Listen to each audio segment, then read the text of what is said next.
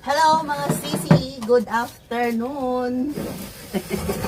Kumusta? Buti na lang nakahabol pa ako mga sisi.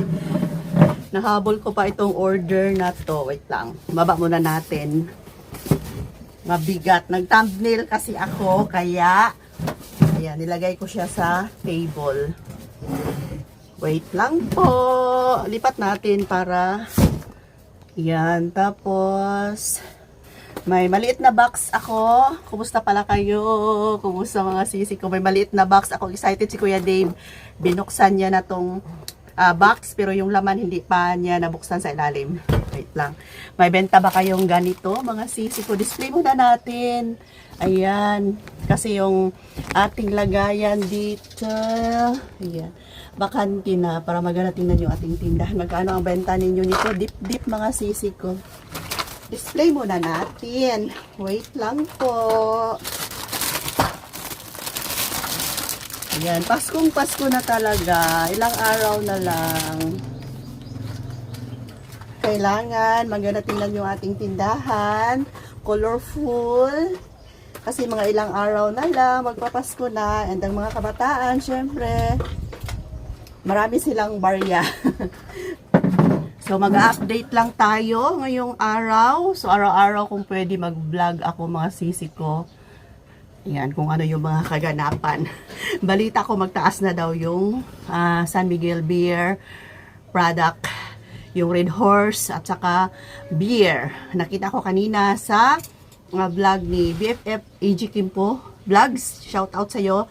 Yung ahente namin pumunta nung isang araw, di ba? Nakabili pa ako ng kali, pero wala namang sinabi na magtaas sila. Baka pabigla-bigla lang, tapos hindi tayo nakahanda mga sisi ko. So, kung may budget tayo, kung may mga ahente pa na umiikot ngayon, kuha tayo kahit na ilang mga case. Kasi ngayong January 1 daw ay yun na yung araw na magtaas sila. Effective January 1. Okay, so buksan ko muna tong item na to. Tapos itong box na to mga sisi ko ay ang laman nito mga candies. Buti na lang nakahabol pa ako ngayon. Yung mga candy ko, yan, tagna palagi ko. Nahulaan ko talaga mga sisi ko. Nakalimutan ko lang ba? Hindi ko lang na monitor sa sa listahan ko na pag Pasko mabenta ang candy. Kumpiyansa lang ako ba na hindi ako bumili ng candy kasi sa isip ko na medyo matumal ngayon, pero yung mga candy kasi kanina, kahapon pa, may bumibili ng mga per pack na candy. So, ngayon, kahapon nag-order ako sa grocery. Buti na lang nakahabol pa tayo ng mga candies kahit papano. Kasi ayoko nang umalis ngayon. Ayoko nang pumunta sa mga grocery. Kasi alam ko, pag ganito, napakahaba ng pila. Maubos yung oras ko doon, mga sisi ko. Napakapagod pumila sa grocery. Kaya, buti na lang nakahabol pa ako sa grocery. Hindi pa sila naubusan ng stock. So, pakita ko sa inyo kung ano yung mga candy na na-order ko, mga sisi ko. Pero bago yan, dumating na pala yung item ko from Shopee. So, uting share lang mga sisi ko. Ito ay personal use. Pwede na rin ibenta o pwede rin kayong bumili ng pangbenta ninyo. Mas mura kasi doon sa Shopee. Itong item na to, kung saan ko ito nabili. Mura doon mga sisi ko. So, try nyo i-scroll kung hindi na kayo busy, kung gusto nyo bumili ng ganito. At least makatipid kayo. May mga bundles kasi doon mga sisi ko. So kayo na yung bahalang pumili doon sa Colgate Palmolive official store nila mga sisi ko. Ayan, may product tayo dyan. Kung gusto nyong bumili, kahit na pang personal use or pang benta ninyo, mas makatipid tayo pag doon tayo mismo. Kasi may mga buy one, take one sila doon. Or buy one, take three. Take three ba yun? And basta i-check nyo lang.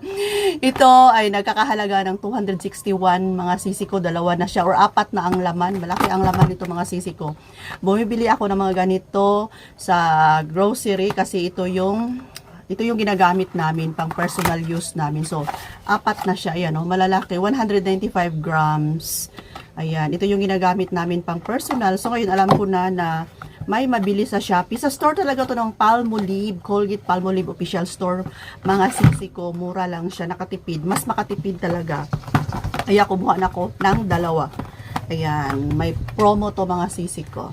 Next item, parang mabigat. Tingnan natin ang laman. Ito yung nabayaran ko, 2,000 lang naman mga sisi ko. Ayan. Tapos ngayon, may pahabol order na naman ako para Friday na ma-receive ko. Kung ano yung kulang, halabira, order kagad ako. Ay, mga ano pala to? Mga chichirya. Labas na natin yung mga candy. Wala yung mga chichirya. Kasawa na to mga chichirya.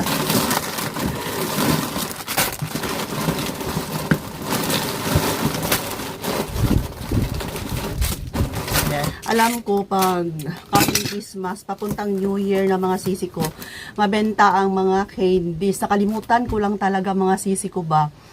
Hanggang New Year pa to kasi yung iba magpa-party, yung family party. Minsan papuntang New Year pa yan. Yung iba hindi sila magpa-party ngayong Pasko. Kaya alam ko na kapag ganitong season, mabenta ang candy. Nakalimutan ko lang talaga mga sisi ko. Ayan, sige lang, at least di pa naman, may delivery pa naman si grocery, buti na lang. Hindi ako makapunta sa grocery. Ayan, so, marami tayong candies, at kahit pa paano mga sisi ko. Kasi ako sa inyo ngayon kung ano to. Ayan. So,